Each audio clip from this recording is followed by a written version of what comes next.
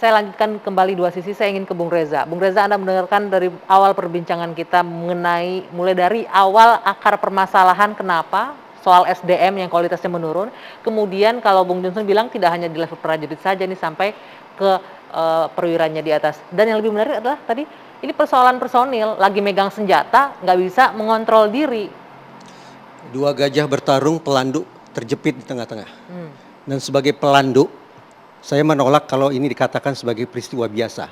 Apalagi kemudian diprediksi ini akan berlangsung selamanya. Mari kita perbincangkan topik ini tidak semata-mata sebagai benturan atau gesekan dua institusi. Tapi lebih berempatilah terhadap pelanduk seperti saya. Karena ketika dua institusi ini kemudian melakukan perbuatan sedemikian rupa, maka yang paling terkena kerugian luar biasa itu adalah pelanduknya, bukan mereka. Masyarakat sipil di Betul. sini ya.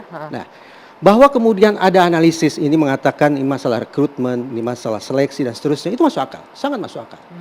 Tapi yang kita perbincangkan bukanlah organisasi kemarin sore, bukan organisasi sepak bola kampung, tapi sebuah institusi yang diatur dengan peranata yang ketat, dengan hierarki yang terstruktur sangat rapi, namun peristiwa ini berulang.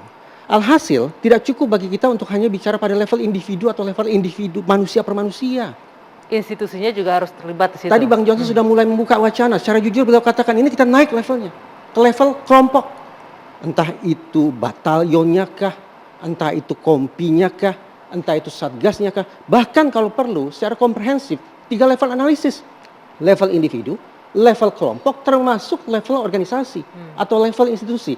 Saya paham Mbak Anggi, kita semua tidak hanya 2 organisasi yang kita cintai ini, masyarakat semua punya kepentingan untuk memastikan bahwa masalah ini bisa kita redam, bisa kita tangkal agar tidak beranak pinak, agar tidak melebar kemana-mana. Kita punya kepentingan tentang itu untuk memastikan para personil yang kita berikan amanah besar itu tetap punya moralitas tinggi di masyarakat.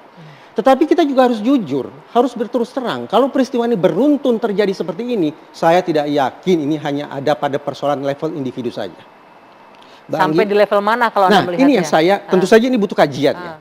Tapi saya terus terang, membuka Undang-Undang Polri dan Undang-Undang TNI. Coba rumusannya kita baca ya. Apa tugas Polri? Pelayan, pelindung, pengayom masyarakat plus penegak hukum. Kalau TNI apa? Pertahanan. Menjaga keutuhan wilayah, kedaulatan negara, operasi militer, dan menjaga perdamaian.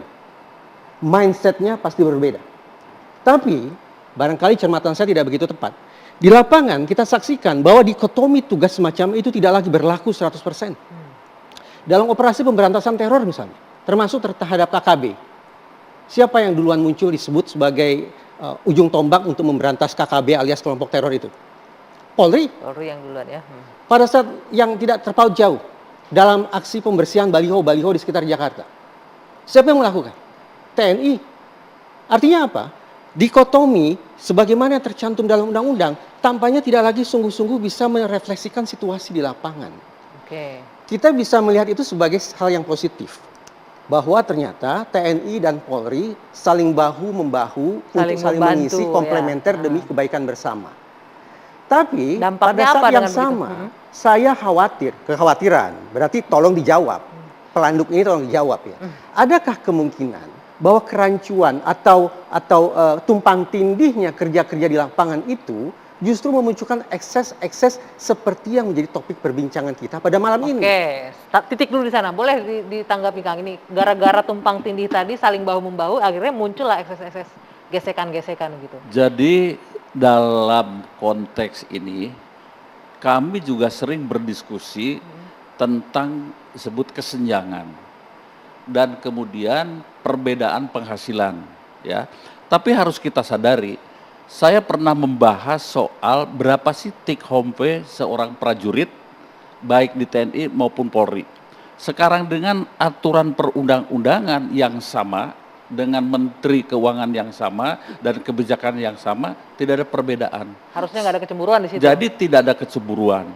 Yang kemudian muncul kecemburuan itu adalah siapa dimanapun ya yang punya akses lebih dekat kepada masyarakat. Tapi itu bukan kemudian angkatan dengan Polri.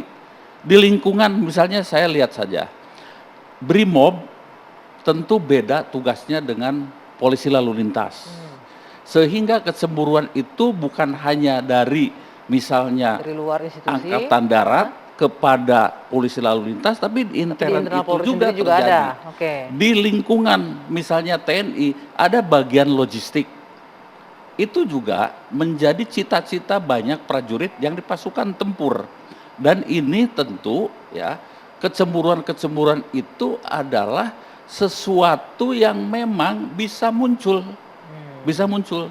Ya, begitu. Sehingga Itu kan di internal. Tapi kalau Ya. Bung Reza bilang ini gara-gara kalau saya sederhanakan gini ya, saling mengambil lapak masing-masing gitu tanggung jawab kerjaannya gitu loh.